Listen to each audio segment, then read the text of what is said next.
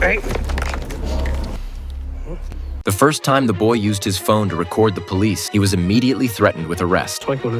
The officer then put on rubber gloves, emptied the boy's backpack, and searched his body, but found nothing illegal. His tone shifted, and he ordered the boy to take off his pants. Right?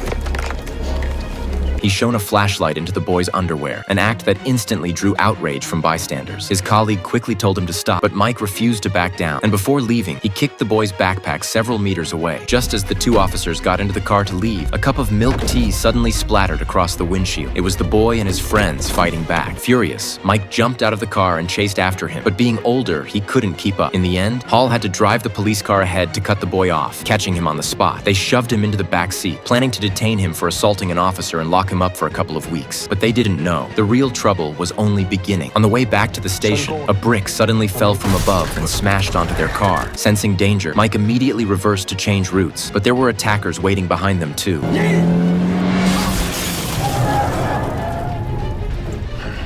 He swerved sharply into a narrow side street while Hall grabbed the radio to call for backup. But the next second,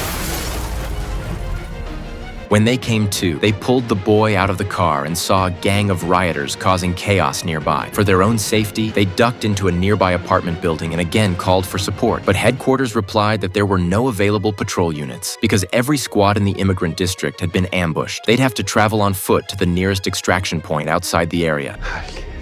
They kicked open a laundromat door, grabbed a couple of civilian outfits to blend in, and changed clothes. As they slipped out the back door, a group of rioters happened to pass by. Mike quickly covered the boy's mouth to keep him silent. Only after the sound of motorbikes faded into the distance did they carefully climb over the wall. But on the way to the evacuation point, they stumbled upon a shocking scene.